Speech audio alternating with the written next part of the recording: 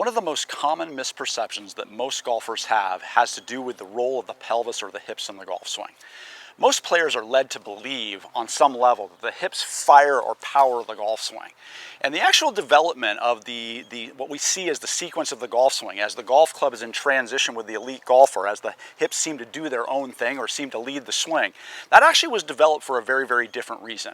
It has much more to do with the actual task at hand as opposed to trying to create a significant sequence. So as a result, most golfers that try to use their hips aggressively in their golf swing, that misperception leads to a host of other problems and actually gets in the way of them actually naturally developing the actual true quote-unquote kind of hip rotation or hip movement that shows up in the elite golf swing. So today we're going to explore exactly how does that actually come to be, and it comes from a very, very different perception and a very, very different understanding of the golf swing.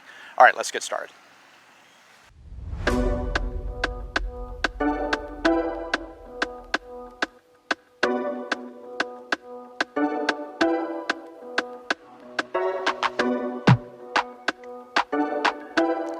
So again, one of the key fallacies in the golf swing, or things that people kind of naturally get suckered into, is that when you try to copy the elite swing by watching it unfold on video, you don't really understand how that was actually developed. So the average player struggles oftentimes when they start to try to create sequence, because instead of it being a natural process of the natural reach and curve of the golf swing, it is something that is being artificially injected. And so generally, I know a player is trying too hard in their golf swing, and I see their right knee kicking really, really fast in their transition, because they're trying to get their hips ahead of actually a hitting motion against the shaft. That actually slows down the golf club, and it makes it very, very difficult to actually produce a repetitive and predictable outcome in ball flight. So how does the elite player actually develop this really unique looking sequence of the golf swing where the pelvis actually seems to lead and move? Where does that come from? Well, it comes from the true function of the golf swing. It comes much more, like I could demonstrate this in this exercise, which I've done in a lot of my videos. If I just have the intention to take this back holding it like a hockey stick and then try to reach it, this moves naturally. It's a part of the function of the golf swing, okay? In fact, to do that really efficiently, I almost feel like I have to let that go before this can actually get going.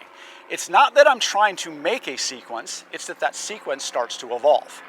So to really get a better understanding of that, we actually need to learn this forwards, not backwards. So that's a great way to understand kind of the function. But then the next step is it's like, well, where does the body really, really learn how to let the club accelerate? Because that's just a very kind of a static move. And that's where my Training Aid Pro comes in. And we're going to talk about that in the next section of this video. Okay, to really understand the function of the pelvis and how it develops in the elite player, it comes from a pure intention of the golf swing. Now, one of the problems we have is once we've learned golf and we've started to play and we have a lot of extra force going against the shaft and we kind of have a misconception in there, our body gets very, very good at it. So it's going to need something to interrupt it, to give it a chance to learn in the correct order. So again, the tour player they didn't learn to hit the golf ball by firing their hips. Their hips started to move more naturally because of the function. So let's understand the function first. So the function of the golf swing is to create a natural accelerating curve to strike the golf ball for you, period. It's the same kind of curves that we make when we reach down for stuff, when we touch our nose, when we throw a ball or toss a ball. Our body understands that the acceleration of gravity when we're attached to the ground allows us to really make fast curving movements.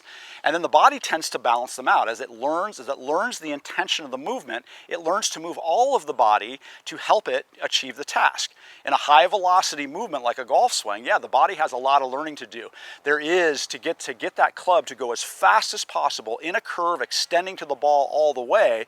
There's a lot that goes into that. But what I have to really make sure I'm doing is I'm foundationally understanding the task and allowing my body to develop it. Now the roadblock, as I've said in many of my videos, is that the rigid shaft and all that density and the weight down there at the bottom, it does make it difficult to sense to use it in the way that you would need to use it. So if I can use something that has a weight, so it has a massive quality, but it's attached by something that functions more like a massless medium, it forces me to find the perfect acceleration by learning to keep it in alignment. And that is the skill you develop with the pro. Learning how to swing the pro, or sling or swing the pro, such that the grip and the rope and the cylinders stay in alignment for the duration of the movement as it expands the strike to the ball. That gives you the know-how, and it actually trains your body to really move and develop those natural elite movements. So I'm going to explain a little bit more now about kind of how that kind of process would work. Now, does it take time? Yes. Is it something that just falls into your lap in 5 minutes? No. But as your body continues to react to the weight and have to assimilate the task, it starts to develop very, very naturally.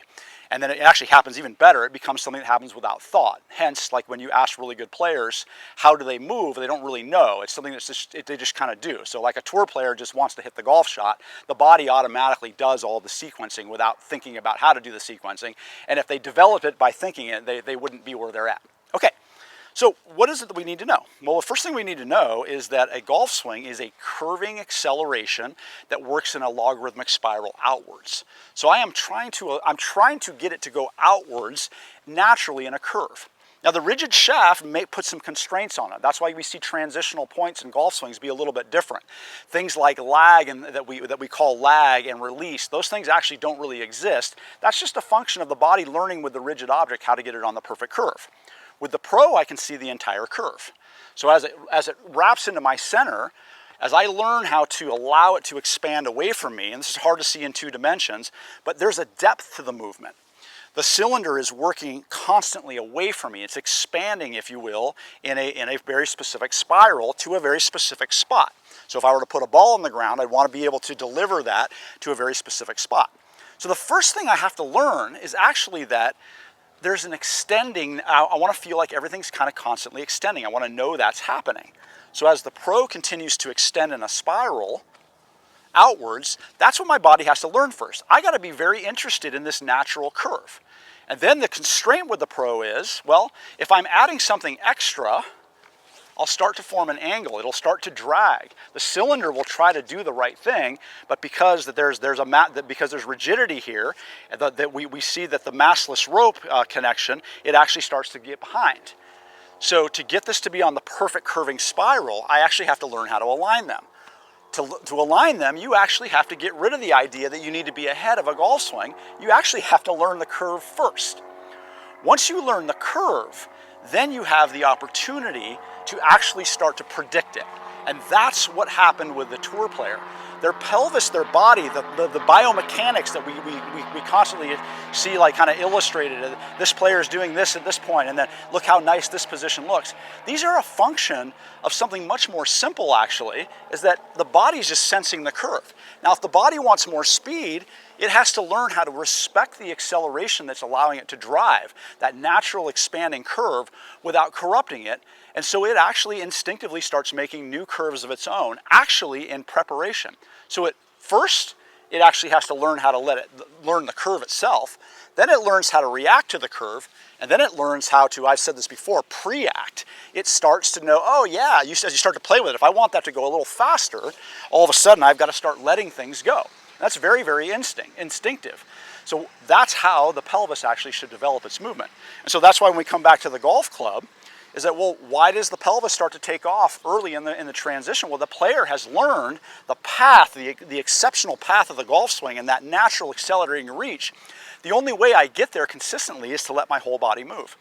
So you can't really learn it by thinking about how to do it. You actually need something that gives you the experience and allows you to go back to being a 5-year-old and figuring it out in the same way that most elite players have done so. So the best thing that you can do to really start to get a true understanding and a very, very natural one where you don't have to think about how to do it is to get yourself a pro and learn how to master the movements here first, so you start to understand how the body becomes reactive, and it really does learn these things on its own without the input of a bunch of how-tos. All right, hope you guys enjoyed that video, and we'll see you all next time.